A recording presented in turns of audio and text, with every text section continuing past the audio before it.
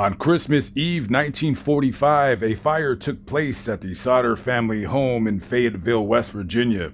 At the time, it was occupied by George Sodder, his wife Janine, and 9 of their 10 children, the oldest having enlisted in the U.S. Army. During the fire, George, Janine, and 4 of the 9 children escaped. It was presumed the other children had perished in the fire: 14-year-old Maurice, 12-year-old Martha, 9-year-old Louis, 8-year-old Janine, and 5-year-old Betty.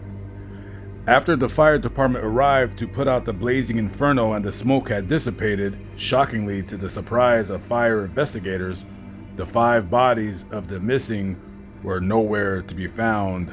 Till this day, they have not been seen or heard from since.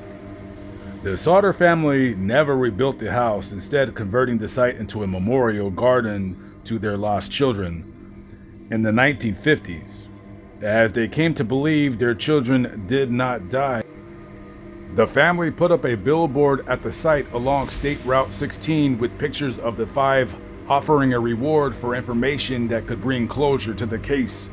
It remained up until shortly after Janine's death in 1989. Arson investigators pointed to faulty electrical work as the cause of the fire, but George Sodder refused that notion. He had the whole house rewired and a brand new electric stove put in, and the housing inspector had deemed the site safe. Several theories and conspiracies have come out about the cause of the fire, one being about George's criticisms of Italian dictator Benito Mussolini. 2 months before the fire, George's family had been visited by a door-to-door insurance salesman who had warned the family harsh retribution for George's remarks about the now executed Mussolini. One of George's sons had noticed a strange car prior to the fire along the main highway, its occupants watching the younger Sodder children as they returned from school.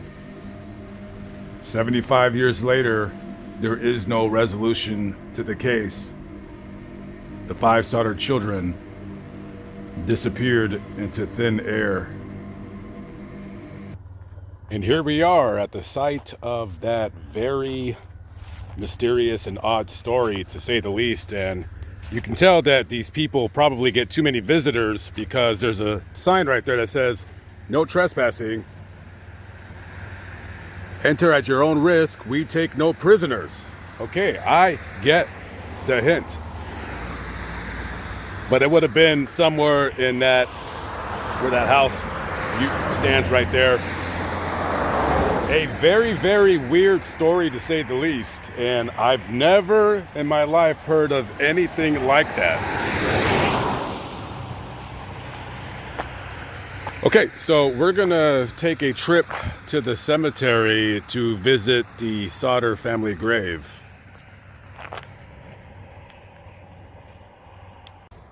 I've been in this cemetery for the better part of 45 minutes looking for this grave because the office is closed.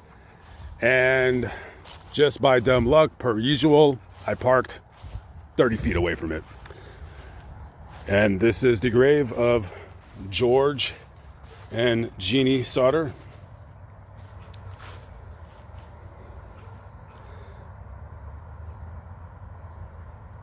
Just a very unusual story, to say the least. I've never heard of such a thing ever. And who knows what happened. It's just a weird story with a lot of twists and turns and so forth and so on. So, rest in peace to George and Jeannie, and rest in peace to the Sodder children. They have all passed away, the surviving children. The last one, I believe she died in 2017. They had one more child after the fire. So, rest in peace to all the Sodder children.